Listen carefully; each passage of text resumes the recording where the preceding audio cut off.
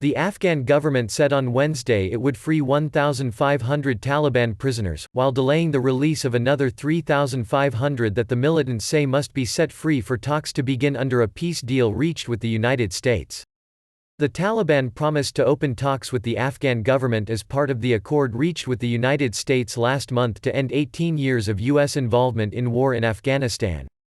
The militants say the agreement requires the government to release 5,000 prisoners before talks begin. The government says the talks must begin and violence subside before it will free them all. Sources have told Reuters the dispute arises in part because of different wording about the prisoner release in separate agreements the United States reached with the Taliban and the Afghan government. President Ashraf Ghani has issued a decree ordering the release of an initial 1,500 prisoners, with the other 3,500 to be set free as conditions are met, Ghani's spokesman Sadiq Seddiqi said. The Taliban want all 5,000 prisoners released at once, which is impossible, Seddiqi told journalists at a news conference. The first prisoners would be freed on March 14, he said.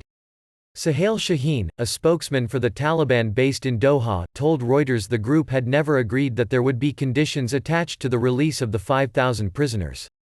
If someone claims this, it will be against the peace accord that we signed on February 29.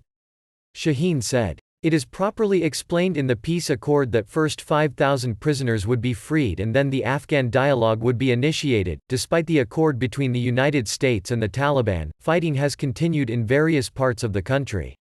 The Taliban will be responsible, not the Afghan government, if this process fails, Seddiqi said. Zalmay Khalilzad, the U.S. Special Envoy who was the key negotiator in talks with the Taliban, has urged both sides to sit down for talks.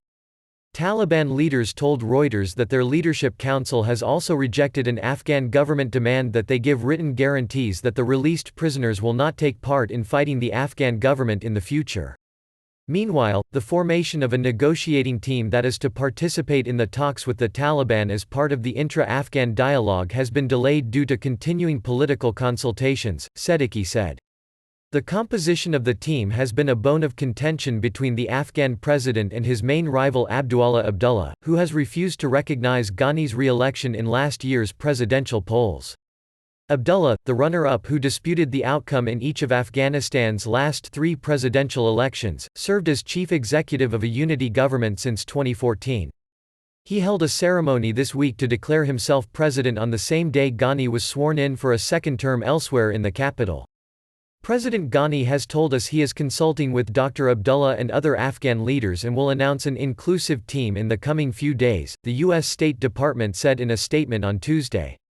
On Wednesday, Ghani's spokesman announced that a decree had been issued to dissolve Abdullah's chief executive post.